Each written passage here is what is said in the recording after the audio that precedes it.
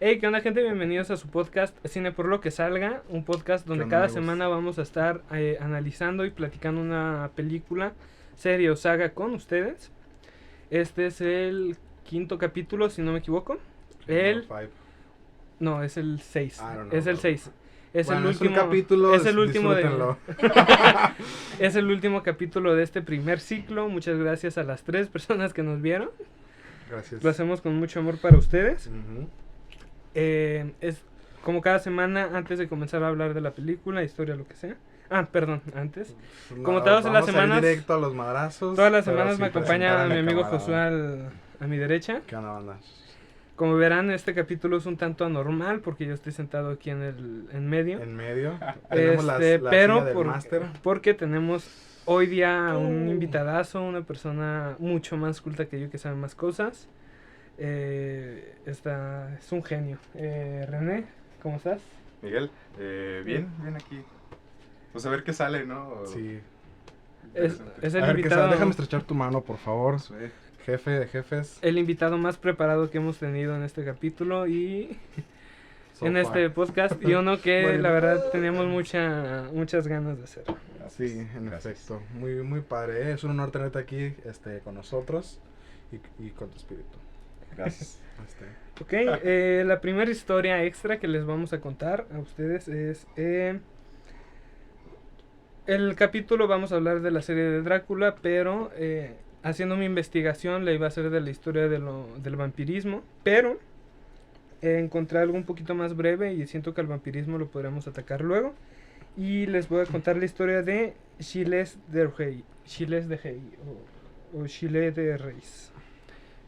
¿Conocías a Gilles antes de haberlo escuchado? La primera vez que escucho. ¿Tú, José? No, también la primera vez. Bueno, pues todos estarán familiarizados con la frase de mueres siendo un héroe o vives lo suficiente para convertirte en un villano. Y básicamente es la historia de este hombre que es considerado el primer asesino serial y pedófilo de la historia. O sea, el primero. En registro. Porque en registro, sí. En registro, porque pues... O sea, es alguien a quien mucha gente le tiene un altar, pero... Gente cola ha habido mucha. Siempre, ¿no? Sí. Siempre hemos sido culeros. Sí. Vamos a descubrir aquí qué fue lo que le pasó de ser una brillante mente militar y una de las personas más ricas y veneradas de Francia, llegando a ser nombrado mariscal. Pero pues vamos a ver cómo pasó a convertirse en el mal personificado del país. Gilles nace en Francia en 1504, hijo del duque de Reis y de la hija de Jean Craon, que para empezar el matrimonio de ahí es algo perturbador porque el abuelo secuestró a la mamá. Ajá. O sea, el abuelo secuestró a la mamá y la forzó a casarse con su hijo, exactamente. México check. La secuestra y amenaza al papá que si no permite que su hija se case con su hijo, la va a matar y la va a meter al río. Una bonita historia de amor. Una bonita historia de amor, sí. Empezamos bien. Pues en este bello matrimonio tuvieron dos hijos. El primero es Gilles y el segundo no se tiene tanto registro, no encontré el nombre. Pero chance ni existió el vato. Continuando con esta linda historia, los dos hijos quedan huérfanos a la edad de 11 años, ¿no? Una muy bonita historia de amor. Sí. Quedan a cargo de un hombre brutal que usaba la violencia para sacar provecho de todas las situaciones de su abuelo. Siendo un adolescente, el duque de Reis entró a la batalla. En este momento tú ya sabrás que estaba disputándose todavía la guerra de los 100 años en Francia. Ajá. Entre Francia e Inglaterra, entonces la guerra ya llevaba muy avanzado el conflicto y le toca entrar a nuestro héroe, ¿no?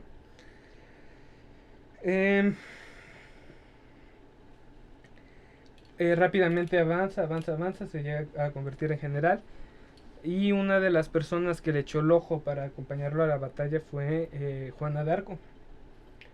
Estos dos en batalla llegan a crear una muy linda amistad. Siendo Gilles, se rumoró toda la vida de la homosexualidad del hombre porque le gustaba mucho pasar con caballeros las noches. Pero también se dice que estaba profundamente enamorado de Juana. Al momento de ser asesinada, al momento de enterarse que Juana es asesinada por Inglaterra por crímenes como brujería, Giles ya tenía el rango de mariscal de Francia, que es como, es un chingón, ¿sabes? O sea, Sí. está el rey y nombra mariscales a los meros chingones. Una vez es mariscal de Francia, decide abandonar la guerra, abandona el ejército, ya para ese entonces su abuelo ya había muerto, y pasa a ser ahora sí el duque de Reims de tiempo completo, ¿no? Ya dejó de ser un trabajo de medio tiempo. Full time. ¿Ok? Chale. Sufre. Cuando se regresa ya a su palacio comienza a hacer gastos pasados, o sea, no tenía dinero para pagar todo lo que consumía. Y hundido en una gran depresión, empieza una época de adicciones y gastos muy grandes, insostenibles, por lo que empieza a vender sus propiedades y a hacer alquimia, buscando convertir todo metal en oro. O sea, un visionario. Intentó hacer la piedra filosofal. Jeff Bezos, si hubiera nacido en esa época, Exacto. hubiera sido... Es este hombre, ¿no? Es este vato. O Elon Musk, ¿no? Una combinación de Elon los dos. Musk.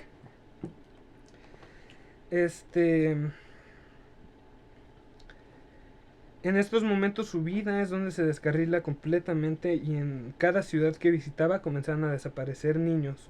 El primero que desapareció es un aprendiz de curtidor que cuando fue a entregar una carta al castillo nunca se le volvió a ver a ese pobre niño, de 11 años aproximadamente. Según testimonios de sus sobrevivientes a sus orgías sangrientas que incluían el personal que trataba en los edificios, dicen que a veces les cortaba la cabeza, otras solo la garganta y en otras ocasiones le rompía el cuello a golpes. Después de que las venas estaban cortadas para que las languidecieran, mientras su sangre se derramaba. Giles a veces se sentaba en las barrigas de los niños y sentía placer inclinándose sobre ellos. Los veía morir, ¿no? Qué bonito relato. Es que empezamos fuerte, ¿eh? Qué bonita escena. Empezamos duro, ¿eh? Y que de eso ver todo el capítulo, ¿no? O sea, la violencia. todo Ajá, eso, la violencia. Que va a estar recurrente y... Sí, es feo, ¿eh? No moneticen este canal.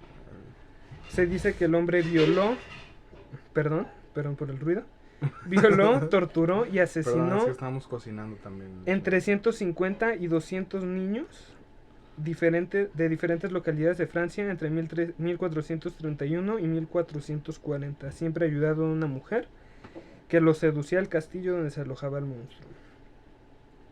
Otro relato: una vez muertos besaba a los niños, solía tomar las cabezas, las extremidades más hermosas y las levantaba para admirarlas y lloraba lamentándose de lo sucedido, ¿no?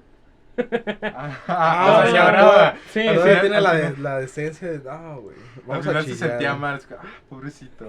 Sí. Es Pero como- nada más lo hacía con no. los niños guapos, o sea, Ah. con los que él consideraba feos, no, eso sí, que se muera. Qué suerte tenemos algunos. No mames. No, o sea, secuestraba y mataba a todos, pero nada más a los guapos les lloraba. O sea, O sea, todavía piqui, güey, ese... ajá. Todavía fino el hombre. Ay, no, qué feo, está muy guapo. ¿Sí? Pobrecito, ¿no? Pobrecito, no lo merecía, pero pues ya estamos aquí. Sí, era un hombre un poco particular, ¿no? Este personaje. Y fue así como en 1440 fue llevado al juicio donde se le culpaba. El crimen más horrible del que se le culpó fue la sodomía, Sí, claro. Claro. la herejía y el asesinato, donde es sentenciado a morir colgado y luego quemado en la hoguera el 26 de octubre de 1440. No se vaya a levantar a sodomizarse todavía más. Fuck. Fuck en inglés es fuck, ¿eh? Sí, esta es la historia de Gilles de Reims en vida, ¿no? Un personaje... ¿Y en muerte? ¿Y en ¿No muerte? trajiste la historia de muerte? La historia de Sí, muerte. traigo algo muy viene- interesante. Después de Viene muerte en todavía Blu-ray. siguió... Es que hay varios libros y hay varias teorías, hipótesis en las que se alega la inocencia de este hombre. O sea, se dice que él no era culpable y hay varias pruebas que yo mientras estaba leyendo esto decía, wow, muy interesante, ¿no? Como la división de las propiedades una vez muerto, además de que estaba manchando mucho el nombre de la corona francesa. Porque pues dicen, güey, o sea, tenemos de mariscal a un hombre que está Haciendo todas que está estas haciendo madres. todas estas madres, que está teniendo fiesta, está gastando todo el dinero, está haciendo mucha chingadera. Y eso fue cuando se cansó la corona y en vez de tener un hombre que públicamente se decía que era homosexual, prefieren tener a un asesino violador de niños, ¿no? Sí, claro, siglo XV, ¿no? Sí, es muy, muy tipo de la corona, ¿no? El decir, ¿sabes qué? La neta no quiero tener a este homosexual, prefiero tener a un asesino. Prioridades. Prioridades. Son prioridades. Y sí, básicamente se dice que es inocente por la manera en la que se le reparten las tierras y el oro que tenía entre varios nobles de la época. Y además, muchos reportes de desaparición y varias de los testimonios que se sacan de él. O sea, por ejemplo, hay reportes de desaparición que no se hicieron cuando él estaba en la ciudad, pero que decían que, no, sí estaba aquí. O sea, le adjudicaron las desapariciones a este vato. Exacto. ¿Cómo se hace aquí en México, no? Que pues dicen, es por la fama, ¿no? O sea, si tienes al mutilador... Si tienes al mutilador ahí viviendo al lado de ti y de repente desaparece un niño mutilado, pues ¿quién fue? Pues ¿quién fue en efecto, no? Sí, es lo que pasa con este hombre. Luego, como ustedes saben, la ley siempre ha sido muy transparente y justa. Entonces con este hombre lo que se hace fue, todas sus confesiones se le sacan con tortura. A todas las personas, o sea, incluso los niños que supuestamente habían sido rescatados, los torturan para sacar confesiones. A Giles se le tortura para confesarse culpable, a todo el personal del castillo se le tortura para que se declare culpable. Entonces fue un juicio bastante justo. Así como, ¿no? Me suena, ¿no? Sí, ¿no? Siglo XV, ¿no? Siglo XV, sí. Sí, ya no pasa esto en la actualidad. Ya no pasa eso. Obviamente no. Y, saludos ahí a la PGR. Sí, esta fue la historia de Giles de Reis, ¿no? Y ahora sí, inocente o culpable, eso nunca lo sabremos ya. Pues chance y era inocente, a lo mejor. Sí, chance y era inocente, pero pues no sabemos si teníamos aquí a un hombre que le gustaba gastar. Porque también construía muchos... Eso sí es de pedófilo, construir templos. Casual. Sí. Construyó muchos templos y hacía muchas donaciones a la iglesia. A la iglesia, a orfanatos, a madres desahuciados, o sea, hacía muchas donaciones el hombre, pero pues va a ser recordado como el monstruo de Reis, ¿no? Más que por... Como un monstruo del lago Ness. Sí. Y era súper Thunderbari de esta Juana de Arco, o sea, eran inseparables. Los dos se querían mucho. Pero, y fue justamente este suceso lo que lo terminó acabando con su brillante carrera de militar y comenzó una brillante carrera de pedofilia, ¿no? Pero bueno, esta fue la historia de Giles de Reis.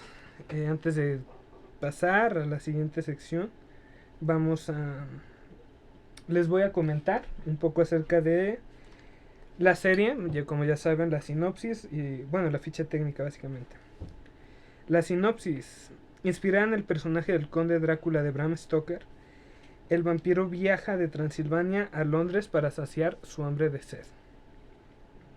Una ficha técnica, una sinopsis que resume la serie, ¿no? Pues es básicamente Drácula haciendo draculadas. La ficha técnica está dirigida por Johnny Campbell, Paul McGuigan y Damon Thomas. Y los guionistas son el genio Mark Gatiss y Stephen Moffat, que son ambos los actores de la serie de Sherlock de NBC. ¿Es NBC o BBC? No me acuerdo. BBC. Exacto. Sí, una serie muy buena. Está bien. El elenco es Claes Bank, es Drácula, Dolly Wells, Murphy Clark y Jonathan Harris. Son los más relevantes. Y ahora sí, una vez que conociendo esta sinopsis, el elenco, ahora sí vamos a pasar a la sección favorita de Josué. Es nuestro momento mamador. De momento, ¿no? De mamar, efecto momento mamador. Ahora sí, René, tú estás extremadamente emocionado por hablar de la serie que nos tienes que decir. Sí. Empezando por el primer capítulo, obviamente. ¿Qué tienes que decir acerca de...? Y empezando por el tema, ¿no? Algo que también te comentaba aquí tras bambalinas es que bueno, habíamos allí tenido algunos temas de qué íbamos a hablar, ¿no? Y de qué iba a hablar yo.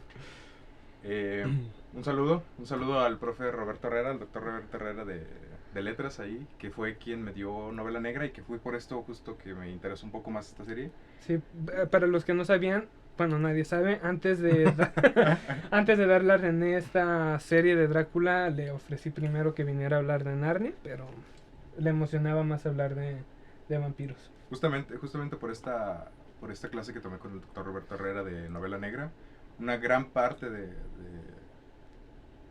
del curso fue dedicada a la literatura de vampiros y justamente esta idea del terror romántico que da pie al nacimiento de la leyenda del vampiro tal cual como lo conocemos. Uh-huh. O sea, al final de cuentas, Drácula de Bram Stoker fue escrito y fue moldeándose a través de una figura romántica del vampiro. Sí, o sea, que se remonta desde o sea, yo también hice mi tarea desde 5000 años antes del nacimiento de Cristo en la antigua en la antigua Mesopotamia.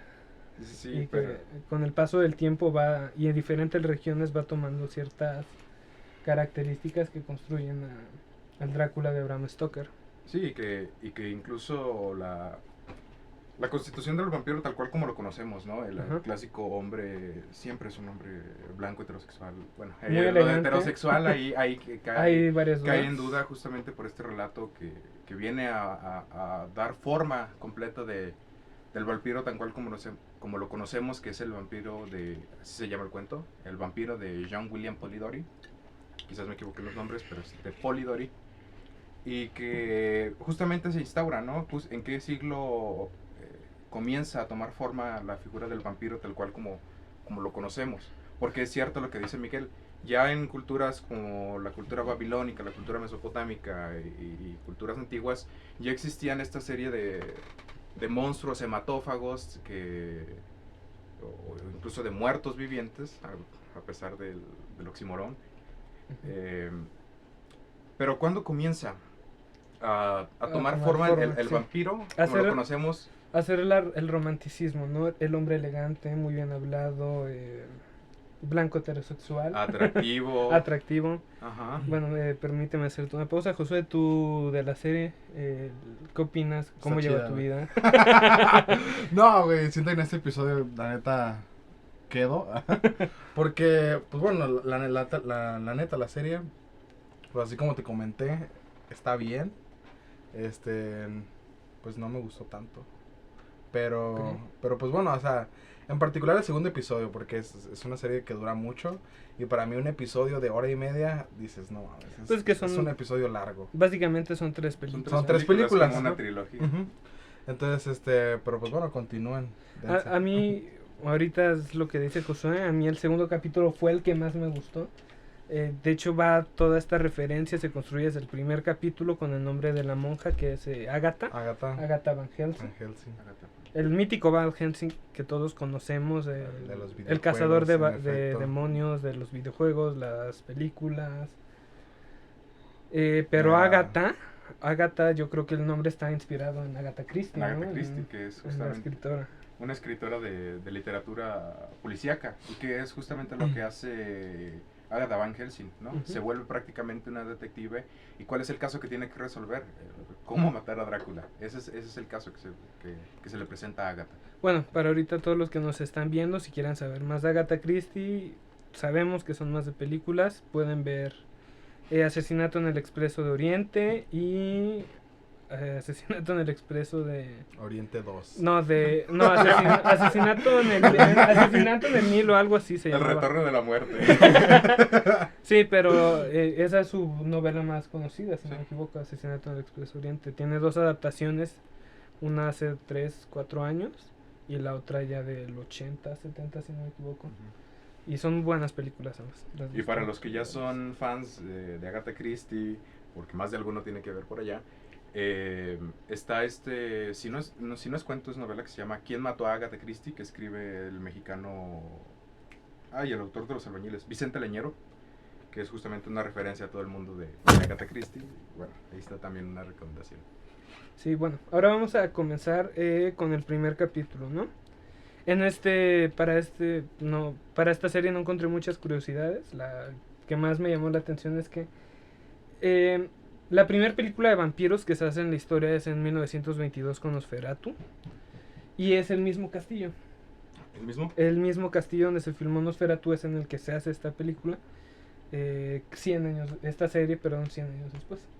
La referencia. Ajá, sí, es la referencia, sí. Y vamos a hablar del primer capítulo, como te digo, empezando con el castillo. Creo que es un tema muy interesante, que da mucho a platicar. A mí el primer capítulo se me llegó a hacer enfadoso en ciertos momentos. No, güey, no. En efecto, el primero yo siento que es el mejor de todos. No sé, yo estoy entre el primero y el tercero, porque el primero, la verdad, los primeros 30 minutos y todo me parecía muy, muy, muy cliché. Es que mi problema con ese capítulo viene a mí en la segunda mitad. La primera sí es un tanto cliché, pero va desenvolviendo bien la historia. Uh-huh. Sí, y llega un punto en el empieza que lento. el principio me encanta, pero ya a la mitad de la película sí hay ratos que yo digo, ay, güey, no mames, o sea, otra vez te vas a parar y vas a investigar el castillo. Tiene unos 15-20 minutos que a mí sí se me hacen de huevísima, que es porque lo sentí muy repetitivo este paseo por los castillos. Aunque sí me gustó mucho el capítulo y sobre todo la primera media hora y la última media hora se me hacen geniales. Lo decía en tu casa, los huevotes que tiene la madre Agatha. Sí, la neta yo creo que es mi personaje Agatha. favorito Hermana Agatha. de toda la serie. Ya en el tercer episodio cómo se muestra cuando ya está pues muerta y la relación que tiene con su pariente, no, está bien perra. Pero en cuestión del primer episodio, la verdad, sí está... Siento que lo muestra, es un buen episodio, más que el segundo, porque la verdad el segundo se me hace bien lento, bien enfadoso, porque, pues no sé, es como... Acabamos de ver Narnia 3 y otra vez un pinche barco, como que... Sí. No me llama mucho. Pero en cuestión del... Sí, lo que tú dices de la búsqueda de estar en el castillo y estar explorando, entre comillas, de ver cómo salir, la neta sí es un poco lento y me enfada, pero ya lo que es el final y cómo se le pone el tiro a las monjas, está de huevos, la neta. Y que hay una relación a veces, solemos menospreciar el desarrollo de los espacios en las narraciones o en las películas, pero los espacios se vuelven prácticamente, sí, y viene desde el ideal romántico, que se vuelven prácticamente un símbolo, si lo queremos ver así, sí, de lo que sucede. Una película muchas veces comienza desde el diseño de producción, ¿no? Sino tienes... Y es lo que me gusta mucho del capítulo y lo que le tengo que aplaudir a los directores, aunque te digo, a mí no me gustó tanto, este diseño de producción y el cómo sí te llega a ser asfixiante y sí lo llegas a sentir como un laberinto, un castillo en el que quizás tenían 3, 4, 5 corredores para hacer toda la historia y lo sientes eterno, o sea... Y que es justamente lo que está sintiendo este abogado, que ahorita no sí, recuerdo el nombre, o sea... esa desesperación, ese no poder escapar de Drácula pasa a no poder escapar en un espacio físico. O sea, sí. esta manera en la que se siente ligado, en la que se siente que no puede separarse de Drácula, de una manera anímica, si queremos verlo así, se vuelve también una manera de no poder escapar física. O sea, lo interior y lo externo quedan relacionados en este sentido. Sí, y todo... O sea, para mí todo parte desde el momento en el que llega al castillo y Drácula le dice a la mitad del capítulo, que es cuando ya para mí vuelve a tomar ritmo la serie, que es cuando lo pone a escribir las cartas, decirle, sí.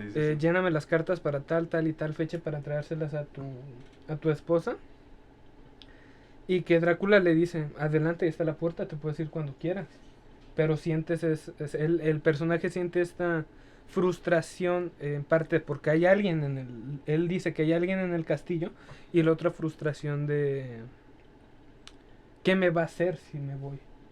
¿No? O sea, para mí el primer capítulo es eso, es un juego de el gato y el ratón, nada más que solo está el ratón en la casa gigante. Sí. Algo que a mí me pareció muy interesante el primer capítulo y que también te comenté por privado, es justamente el papel que desempeña Agatha. El papel que desempeña Agatha en ese primer capítulo y que va desempeñando a lo largo de toda esta serie es el de detective. Y cómo logra acercarse en este primer capítulo a la resolución de la muerte de Drácula, es a través del discurso. Lo que prácticamente se pone a hacer Agatha en este primer capítulo es una tarea hermenéutica de analizar este discurso, de analizar la narración del abogado, que ahorita en cuanto se acuerdan del nombre me lo dicen. ¿Cómo se acerca al caso? Se acerca a través de la reconstrucción del discurso, que se vuelve muy importante, porque también es a través del discurso cómo Drácula va, y que luego, ya incluso en el último capítulo, cómo muere Drácula, ¿no? A través de las palabras. Yo tengo mis Agatha. comentarios acerca del capítulo final, sobre todo el final del tercer capítulo, que es el final de la serie. Pero durante toda la serie a mí se me hace que el personaje de Drácula, pero sobre todo el de la madre Agatha, está llevado de una manera perfecta, porque con Agatha llegas a sentir empatía, la pintan como esta monja rebelde que ya perdió completamente su fe en Dios, que ya no cree, y que, como ella lo dice, ella ya está atrapada en un matrimonio sin amor, pero lo vuelve a encontrar gracias a la existencia del diablo, que en este caso para ella es la revelación de Dios. Es Drácula, ajá. Dios se revela a través de la mirada del diablo, Sí. a través de la mirada diabólica. Y tiene varias otras cosas que me llaman mucho la atención de este primer capítulo, como el simbolismo de la cruz, ¿no? Como Drácula expresa su miedo hasta esta en la película.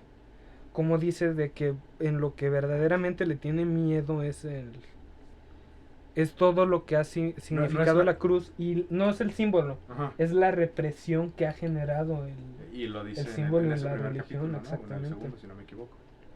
Sí. Que es justamente y que es justamente Drácula no le teme a la cruz. No. O sea, le teme a lo que representa. Y al final de cuentas, a lo largo de toda la serie está este juego de lo que se muestra y lo que simboliza, ¿no? En términos usurianos sería el significado y el significante.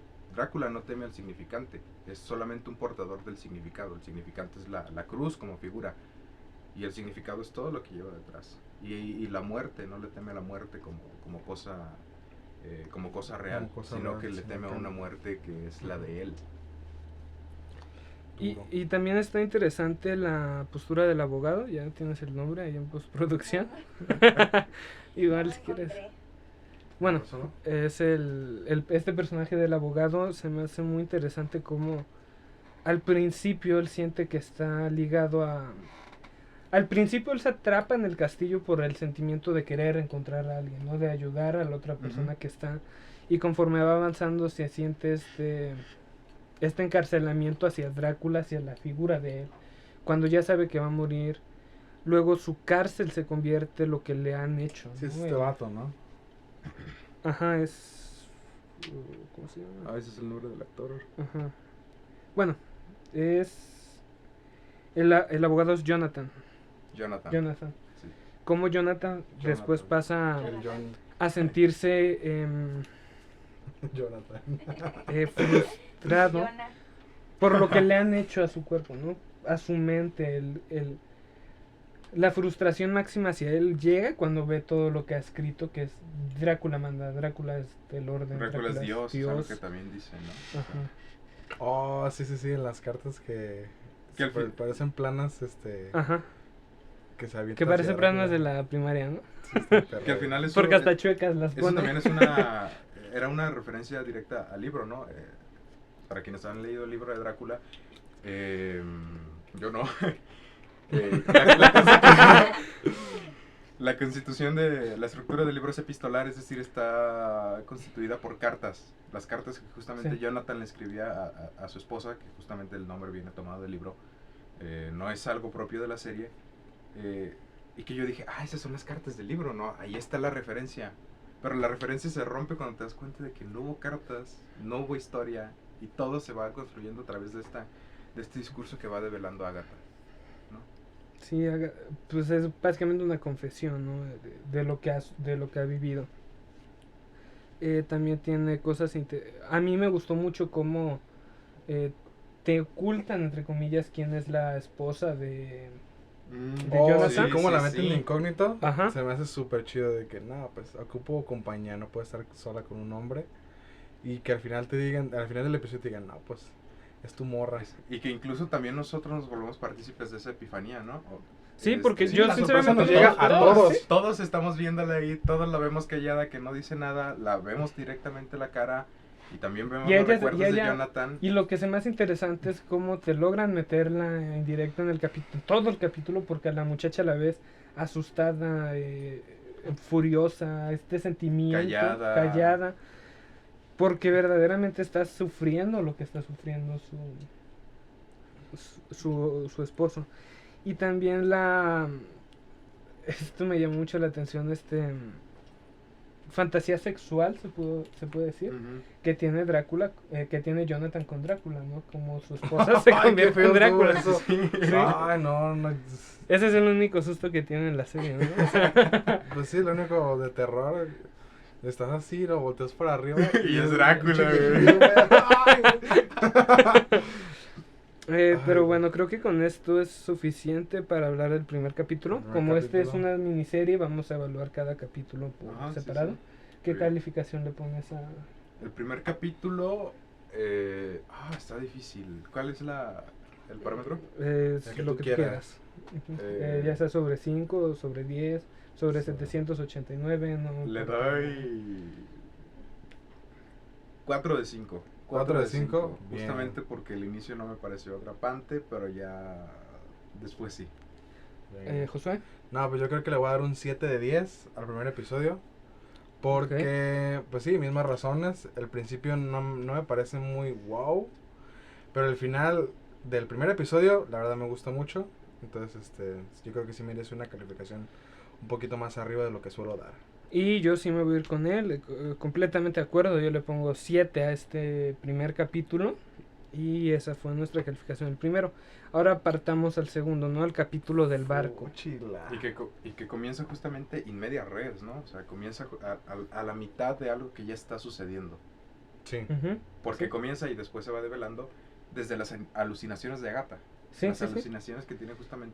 Cómo Agatha está jugando ajedrez con Drácula y le está contando lo que está lo que está pasando. Y que al principio te quedas así como de repente estaban en el convento, que eso no lo terminamos de decir. Ah, ¿no? sí, termina el Este, capítulo en el convento. Drácula logra entrar al convento, mata a todas y se queda con Agatha. Sí. Corta y de repente vuelve el segundo capítulo.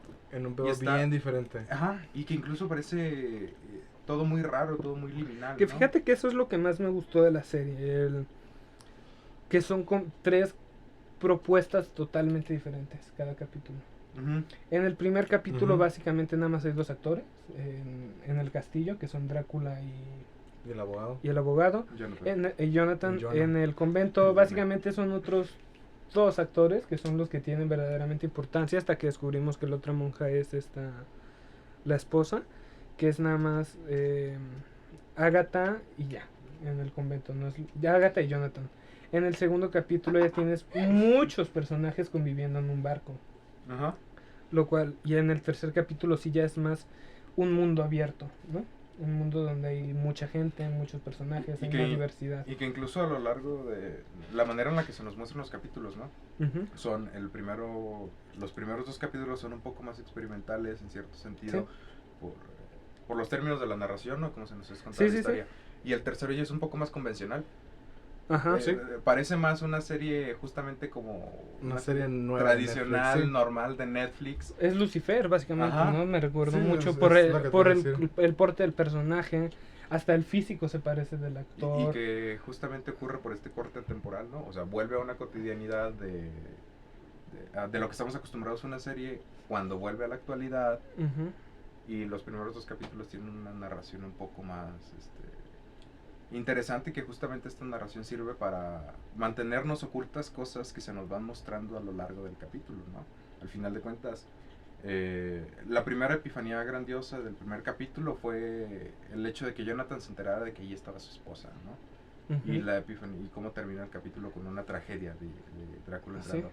El segundo capítulo pues es la epifanía que se nos muestra y que da sorpresa. El juego de ajedrez. Es el hecho de por qué están jugando ajedrez y dónde están jugando ajedrez. Sí, el segundo capítulo, te repito, a mí es el que más me gusta por esta onda de misterio, que todo aparece en un lugar y nadie puede escapar. Nadie puede escapar. Eh, Y cómo va matando uno por uno. Cómo uno por uno va a ir desapareciendo en la serie. Pues que es lo chido, ver quién sigue. Exacto, a diferencia de una novela de Agatha Christie, de la de Expreso en el Oriente, que creo que es de la que tiene mayor influencia. Eso es una referencia. Porque estás atrapado en un barco, no puedes escapar y van cayendo personajes. Y tienen que descubrir quién es el asesino. Ajá. También entre ellos, ¿no? Sí. ¿Quién es la única que sabe y que va a ir descubriendo quién es el asesino? Agatha. Pero Agatha no. Ajá. Y como poco a poco vamos desvelando qué es lo que está pasando en realidad, ¿no? Nosotros desde el principio sabemos que Drácula era el vampiro, el asesino. Perdón. También vampiro. Drácula es el vampiro. ¿Quién será el vampiro? Drácula, Agatha, Lord Ruthven, la señora Ruthven. Sí, y a mí me gustó, o sea, esa muerte, la de la señora, la viejita, creo que sí, la señora sí, Ruthven. Sí. Esa me gusta mucho. Ajá, esa me gustó mucho el trasfondo que el trasfondo del sentimentalismo. Tiene una historia chiquita dentro de la historia. Ajá. Y pues sí, eso es un buen detalle. Que es como Drácula fue a terminar su trabajo de... Ya me llevé a la mamá, voy por la hija, ¿no? Y yo igualito, bien chavito. Y que justamente es cierto, hasta ahorita caigo, ¿no? Porque él seleccionó todos los que iban a ir en ese barco. Absolutamente. Ella ya estaba seleccionada, él quería terminar ese él, si no me equivoco, yo creo que él fue el que le mandó la carta para escribir el libro. El muchacho que se acaba de casar, pues básicamente le hace la empresa en Inglaterra, que va con su esposa y con su amante. Y tiene ondas muy interesantes, esa onda, ese juego homosexual interracial que hay en el capítulo entre esos dos personajes, me llamó mucho la atención. Y cómo Drácula se mete como la manzana en discordia. El tercero que al final de cuentas los va a terminar matando, ¿no? Y que está bien logrado, ¿no? Al final de cuentas este juego de la homosexualidad de Lord Ruthven con su amante negro, no es despectivo, es denotativo. Aquí abro un pequeño excurso. Lord Ruthven es justamente el vampiro, el nombre del vampiro, que es el que atormenta al personaje principal del cuento del vampiro de Polidori. Okay. Lord Ruthven es el vampiro y hay tintes homosexuales dentro de la narración de Polidori. Entonces, dentro de la serie está ahí directa la referencia de Polidori, de Stoker, de la novela de detectives. Y creo que también eso la vuelve muy interesante, ¿no? A lo mejor hay más referencias que nosotros no captamos. Pero sí, que de seguramente ahí están. Sí, pues las referencias yo me estoy dando cuenta ahorita también. Ahorita que tú... O sea, yo solo me acordaba de Bram Stoker y ya. Y Nosferatu, porque vi el dato. Sí, pero el capítulo a mí es yo creo que algo también que tiene muy bien es la diferencia entre la tripulación y los pasajeros, ¿no? Como desde el principio la tripulación está presintiendo algo mal del viaje. Una para que llevan mujeres en un bote en 1500, ¿no? Sabían que eso era ilegal casi. De mala suerte. De mala suerte. Los marineros. ¿Por qué llevaban mujeres? Los tripulantes nuevos. O sea, tiene varias cosas que tú dices... Wow, y que incluso hasta el nombre del barco ya es una referencia y que el nombre viene tomado de la novela de Bram Stoker. También en la novela viaja hacia Inglaterra en este barco, en el Demeter. ¿Y quién es Demeter? La diosa es una de las diosas preolímpicas, es decir, es de las más antiguas de la cultura grecorromana. ¿Y quién es ella? Es la diosa de la cultura, es la diosa madre, ¿no? Es justamente un poeta la refiere como la diosa que le dio el trigo, la diosa que le dio el grano a los hombres para volverlos civilizados. Y justamente, claro, a los hombres blancos, claro, a los hombres. No, sí, y es que sí es cierto. La destrucción del barco, la destrucción de Demeter es la destrucción del hombre. No sé si... hasta con la muerte del capitán, ¿no? Que es como... Era el único hombre que en realidad estaba en el barco y al final... Porque salva a toda la tripulación y el único hombre que se queda queda un vampiro y una monja detective. Y Drácula es el capitán es el que dice, yo soy el que se tiene que morir con el barco y yo soy el que va a matar al barco. Que es el hombre matando la sabiduría, ¿no? Por esa parte al hombre, matando a la civilización. La civilización empieza con la agricultura.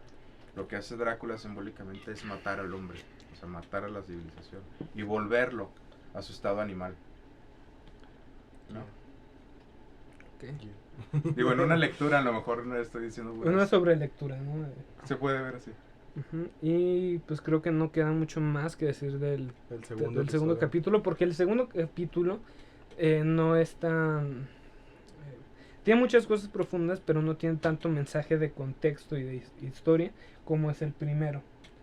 El segundo ya es más a los hechos y más al misterio, más a esta onda detectivesca en comparación del primero. ¿Cuál es tu calificación, René, para el segundo capítulo? El segundo capítulo sí me gustó más, justo porque empieza después de la tragedia del primero y de ahí toda una trama de detectives y toda una simbología detrás. Que yo en cuanto escuché el nombre de soy la señora Roosevelt, ¿no? Dije, ya, luego empecé a enlazar cosas.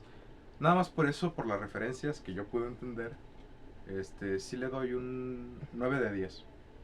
Wow, es algo alto, José. Yo nada más por las referencias que no pude entender. Le voy a dar... Es que la verdad el capítulo en general no me atrapa. Me atrapa más el primero. Porque igual, como te comento, a lo mejor el hecho de estar en un barco no me gusta mucho. Y aparte, pues, no capté ninguna referencia, no leí ningún sabor extra al capítulo. Entonces, por eso yo le puedo dar un 5, güey, de 10. Ok. Yo con ese capítulo también. Ahora me voy con él. Le pongo el 9.5 para no andar copiando la tarea. Yo le pongo el 9.5 de 10. ¿Y por qué no el 10? Capítulo que más ¿Por qué me no el gustó. 10? ¿Por qué no el 10? Siento que la resolución... Ese es un problema más grande de los que yo encuentro en la serie. La resolución no es algo que me termine de convencer en todas. Hay personajes que cayeron de mi gracia. Por ejemplo, me está gustando mucho cómo estaba construido el Lord Ruthven, el muchacho. Ajá, Ruthven. Ajá.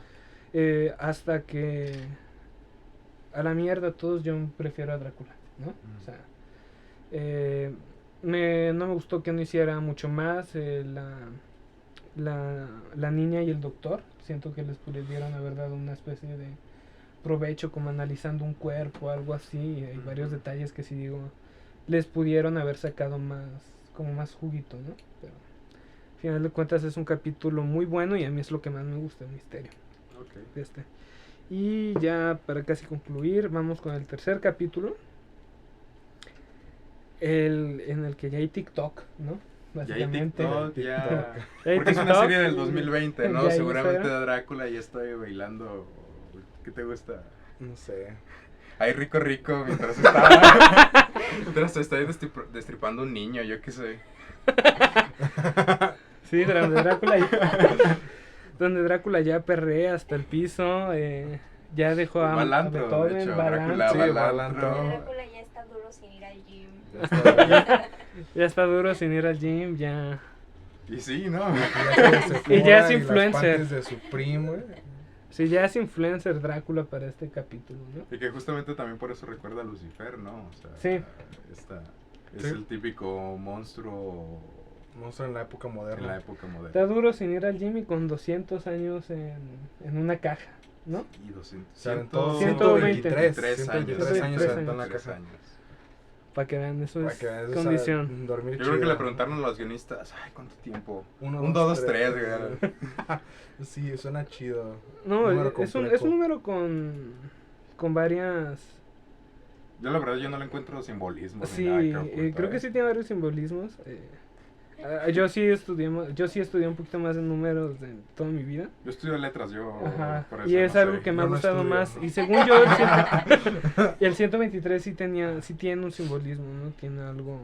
Además de que en esos 123 años cuando más se ha avanzado en la historia, ¿no? Sí. Pues sobre todo en la ciencia y en la tecnología. Drácula se quedó en la caja cuando ya están empezando a mejorar las cámaras, a empezar a usar el cine. Se perdió las 2 guerras mundiales, la Guerra Fría. O sea, eso siendo viene prácticamente de un mundo distinto, ¿no? Sí. El mundo que tenemos actual no es el mismo. Donde se ve perfectamente reflejado es cuando está en la casa de la muchacha. Sí. Que esa escena para mí es genial. Sí, está bien chida cuando dice que no mames, estás lleno de lujos. Ajá, eres millonario, o sea, ¿cuánto dinero tienes, no? Y básicamente es una persona, para los americanos deben de ser pobres, pero también uno lo veía como con lujo. Yo lo veía chido, la verdad, se veía bien. Y también justamente es este papel del extrañamiento, ¿no? O sea, Ujú. hay una restitución al mundo cotidiano, incluso a nosotros como espectadores, a través del reconocimiento. Lo que ahora vemos como cotidiano para Drácula le parece novedoso, le parece como si fuéramos ricos, quién sabe. Y que ahí hay una ruptura, Ajá. ruptura entre lo que se nos vino mostrando y ahora, ¿qué tanto hemos avanzado en realidad? Sí. Pues es como todo, siempre, cualquier avance lo vamos a llegar a ver cotidiano, tarde que temprano. El ejemplo están los celulares. Antes, ¿cuánto te costaba un Nokia? No sé, 4,000, 5,000 El pesos. de la viborita. Sí, o sea, y ahorita todos tenemos un smartphone que cuesta, pues no sé, o sea, ya varía mucho el precio, pero o sea, esos avances los llegamos a ver cotidianos por lo mismo de que normalizamos y la tecnología avanza muy rápido ahorita. Sí, ajá. Y Drácula avanzó también muy rápido, ¿no? Sí, De pues Es repente. que no, hay un detalle bien chido que se me hace cuando agarra el pedo de la cámara, que acaban de sacar a Drácula del mar, y lo están grabando, ¿no? Y de que... Drácula ya entiende lo que es. Ujú, Ya sí, entiende, sabe qué es. Lo que más le impresiona creo que es el avión, si no me equivoco. el helicóptero. El helicóptero. ¿Cómo quiere tomarse una selfie con la Que la policía que la Que termina? la termina matando. Que le termina chupando el conocimiento, ¿no? Porque al final de cuentas eso es Drácula lo que hace con la sangre. Y que al final de cuentas Drácula no vuelve a un mundo que tampoco le es muy extraño, ¿no? ¿Quién es la primera persona que ve? A la tataranieta de Agatha. De Agatha, en efecto. Y que ese pues copia y figura de Agatha. Es Agatha. Que la preparación de Agatha está muy el timing que tiene la tataranieta de Agatha es muy chingón, ¿eh? Sí. Para darte cuenta justamente en el momento y estar ahí ya con un equipo de SWAT. Y justamente cuando sale de la playa, no antes, ¿eh? Es muy bueno el timing que tiene. Esta onda de la tataranieta no me gustó mucho. No. Entiendo el por qué lo hacen, porque querían mantener viva la figura de Agatha, pero no estoy totalmente de acuerdo en la manera en que lo hacen. A mí creo que una Agatha vampiro hubiera sido mejor, más porque ya tenía... Yo también lo pensé en cuanto la vi, yo dije, es una Agatha vampiro que quiere acabar con todo eso por su onda religiosa, ¿no? Uh-huh. Sí, por su onda de ya por fin ir con Dios. Y durante todo el capítulo tenemos una Marianita Carrillo. Una Marianita Carrillo. Mariana, no te había visto. Sí, que es el personaje de la muchacha, ¿no? Ajá. Cómo cambian los miedos en la generación. En los años del barco y del castillo, el miedo era morir. Era lo que más miedo les daba. Y cómo cambia ahora que el mayor miedo que tiene la gente es perder la fama y perder la belleza, ¿no? Perder la fama, perder la belleza. Que es lo que tiene esta chica que está No por ti, o sea, yo la me serie. Es que la muchacha Así se parece a ti así por se llama la chinito y muchacha. todo. Ajá. Sí, se llama Mariana, ¿no? Se llama Mariana Carrillo. Sí, no, pero a final de cuentas son los miedos de una generación actual que ya perdió mucho miedo a morir y que prefiere antes morir a perder todo eso. Que no se refleja hasta que la muchacha muere quemada. Que hasta que la incineran. La intentan incinerar y dice, ¿qué pedo? Estoy viva todavía. ¿No? Uh-huh. Que ese es uno de los detalles que a mí más me... Y que es justamente un tratamiento que tiene más el tercer capítulo, ¿no? El miedo a la muerte. Uh-huh. Porque Y así acaba. si te das cuenta, en los primeros capítulos el miedo a la muerte no está tan presente en los personajes. Las monjas, sí, claro. Andan al tiro. Creo que más que miedo a la muerte, le tiene miedo miedo al mal. al dolor, al sufrimiento y ¿Al mal? al mal. Pero el miedo a la muerte toma ya un sentido más duro en este tercer capítulo, y que al final de cuentas, cómo es como muere Drácula enfrentando su mayor miedo, ¿no? Ujú. Que volviendo al final, a mí la verdad no me gustó. O sea, sí lo sentí muy telenovelesco. Sí, creo que es algo que yo vería en el canal 2. En Rosario Tijeras, aquí una gran fan. Sí, creo que es algo que veríamos, ¿no? Porque al final de cuentas Drácula se va con la que descubrió que era el amor de su vida, por decirlo así. Sí, es una Con esta relación. Ágata, es una aunque no relación. sea Ágata en sí, o sea, es. Que al final de cuentas sí, Sí, sí es hay un Agatha. juego Sí, entre porque se toma la Agatha, ¿no? sangre. Ajá. Y pues agarra el conocimiento de lo que es Ágata y Drácula al mismo tiempo. Entonces, a mí al final sí se me hace chido. Buen tercer episodio. No, es que mi problema con el final y donde siento que verdaderamente cae es en esa escena, se podría decir sexual que tienen Agatha y Van Helsing, donde ya Que es está- simbólica. Sí. Simbólica simplemente. Sí, es simbólica y si la quitas creo que está perfectamente. Porque... Pero vámonos a un terreno simbólico, por ejemplo, ¿no? ¿Qué significa una relación sexual, por ejemplo, para una cultura primigenia, ¿no? Y indica el comienzo de una nueva vida. Y justamente esta imagen de un comienzo de vida es la portadora del simbolismo de la muerte.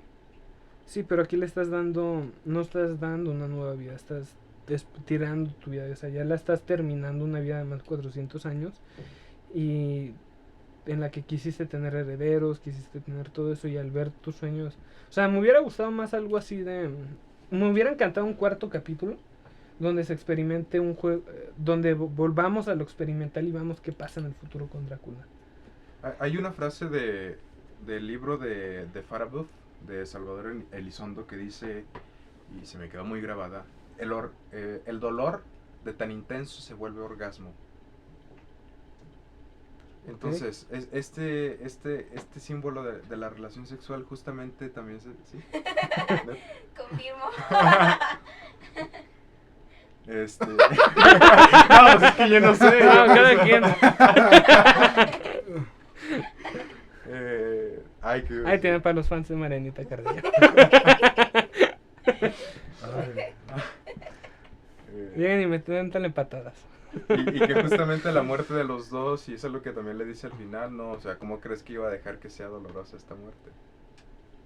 ¿Sí? Hay un juego ahí también entre la relación del placer que simboliza en imagen una relación sexual que al final no es, sino que es solamente una ilusión y se vuelve solamente un símbolo de la muerte. No, o sea, yo digo que volviendo a mi postura en la que se debió haber tomado un cuarto capítulo, hubiera sido, está bien por el simbolismo hasta de dejar un heredero, ¿no? Un Drácula Cyberpunk te hubiera gustado. No tanto. Si Drácula no, 2040 2049. Aquí lo tenemos. Aquí está presente. No, pero sí bueno, pues sí, ya casi 2049, irte unos 20 años después y que ya el que lo enfrenta a Drácula... Ya en 20 años es 2041. ¿Sí? O sea, ya el que se enfrenta a Drácula, el próximo año viene el apagón, por cierto. El que se enfrente a Drácula sea el alumno de Agatha, que ya lo conoce, ya sabe, y mostrándolo como los autores, que son unas mentes muy creativas y son unos genios para la escritura, vean cómo se ve esto en un futuro, ¿sabes? Eso yo creo que ahí hubiera dado perfectamente. No creo, porque creo que con esta tataranieta de Agatha cierra el ciclo de Agatha, ¿no? O sea, al final de cuentas sí es Agatha misma, si no en presencia, en esencia, quien logra descubrir cuál es el mayor miedo de Drácula y justamente este miedo es el que lleva a Drácula a morir. Entonces es circular, justamente. Okay. Va rondando a través de la figura de Agatha y la figura de Drácula, que al final terminan enlazadas tanto de manera simbólica como de manera física. Mueren juntos. Ok, me gusta ese punto. Y que incluso, perdón aquí por extenderme, parece incluso como terapia psicológica, ¿no? Como si Agatha fuera la psicóloga de, a ver, ¿cuáles son tus traumas? Sí, vamos a analizar tus traumas. Y básicamente cuentas, el segundo capítulo es la terapia, el tercero es el diagnóstico. La resolución. Ajá. La resolución, exacto. Y tiene esto, sí es una... Sí, pues no me había puesto a pensarlo así porque todo el tiempo está estudiando a este personaje. Y ya para concluir, quería decir que se me hace muy interesante el tratamiento que se le da a la sociedad justamente con esta chica, ¿no? Lo que dijiste, ¿no? ¿Cuál es el mayor miedo? El mayor miedo, no. Además a mí quería decir de lo rápido que se demuestra que se vive. Con las frases que ella misma está diciendo en toda la película, ¿no? De que conoce al muchacho y al poco tiempo ya se están casando, como todo lo hace así rápido. y sus miedos es un personaje que a mí me interesó mucho, y como ya ni siquiera se asusta cuando ve a los niños fantasmas. Su mayor miedo no es morir, su mayor miedo es perder su belleza, perder su imagen, y en este mundo que está constituido mayormente por imágenes, nos estamos viendo. ¿Sí? ¿Qué es lo más importante? ¿La imagen o perderla? Así es, una pregunta muy interesante, y creo que con eso podemos concluir este análisis al tercer capítulo. ¿O que te gustaría decir algo más? No, la verdad yo... Sí, yo también me doy por... ¿Tú, Josué? Todo ¿Algo bien, que güey. Vine a quieras aprender hoy, güey. Hoy vine a ver, güey. A Pero, escuchar. ¿Cuál pero- perdón, güey? pero bueno, ¿qué calificación le pones al tercer capítulo? La verdad mi favorito fue el segundo. Este sí le doy ¿Ves? un 7 de 10. 7 y medio, porque no creo que alcance a llegar al 8. Ok, ¿tú, Josué? Ok, no, pues la neta, mi favorito fue el primero, el segundo no me gustó, el tercero, como lo sentí algo más, Cercano. más no cercano, sino como algo más familiar, algo que yo regularmente veo. No, pues sí, lo sentí más digerible aparte. Pues no sé, le puedo dar un 8, 9 de 10, sí. Ok, yo a este tercer y último capítulo yo creo que me voy a ir con un 8. Para mí sí es un 8 bastante sólido por todos estos temas que acabamos de exponer. Y ahora, como serie en general, ¿qué calificación le pondrías?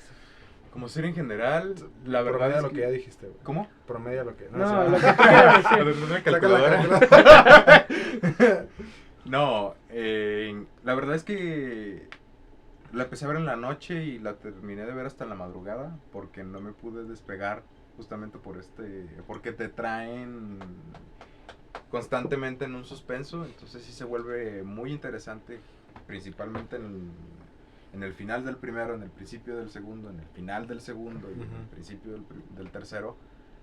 El mero hecho de que ya te tenga atrapado durante 5 horas en promedio, sí me parece un 9 de 10.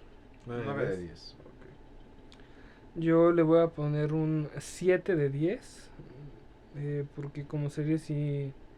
Yo no escribo ni soy bueno para eso, pero sí creo que hay varias cosas que me hubiera gustado aprender más de este mundo, más de los personajes. Y sí les veo algunas fallas en ese aspecto, pero en cuanto a narrativa y todo lo demás es un 9. Pero sí, para mí es el 7 por estos aspectos que yo te digo. 7. ¿Tú, Josué? Yo, pues bueno, a lo mejor porque no me considero el target de este tipo de series. Porque sí, o sea, tú te la aventaste en un ratito, yo me la aventé en semana y media. O sea, no me tuvo atrapado. ¿Y más así de como a huevo ti. que por gusto? Y más de huevo que por gusto, en efecto. Ajá. O sea, sí, 100% me considero que no soy el target para este tipo de series. Pero pues es una buena serie, la verdad, sí está chida, no digo que no. Yo le pongo un 6.5. Ok, bueno. O 7, no, 7, para no ver tan mamón, pero 7. Bueno, con esto ya tienen aquí 3 perspectivas diferentes de la serie, 3 maneras diferentes de verlo y 3 de públicos objetivo diferentes.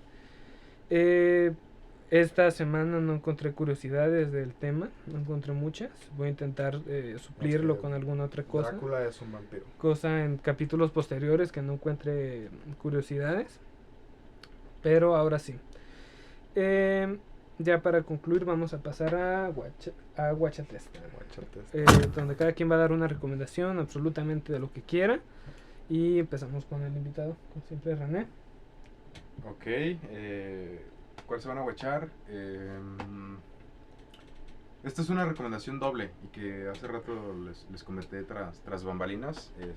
La primera es Kids, esta película de los 90s, principios de los 2000s, muy interesante. Y una más reciente que es Mid-90s, ¿recuerdan el nombre del director? Jonah Hill.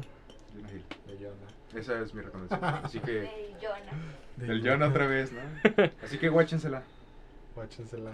Tú, Tú. Josué. Yo les voy a recomendar una de la que estamos hablando justamente hace rato. Midnight in Paris. ¿Cómo? Midnight in Paris. Ah, No me podía ir Medianoche sin- en París. Medianoche en París, ajá. para los que no saben inglés. No me podía ir sin Ya no saludo. recomendarla porque la verdad es una película muy buena Y tenía otra en la mente, pero lo olvidé, así que vamos a recomendarles, si quieren ver algo más de terror, les recomiendo The Host, una película que a mí me gustó mucho, aunque aquí a otras personas no, pero bueno, esas son mis recomendaciones. ¿Tú, Josué? Uy, Rosario Tijeras. No, yo les voy a recomendar una película que ya todos vieron, porque la neta está muy chida, la vi ayer y dije, "Ay, ¿por qué no traerla hoy?"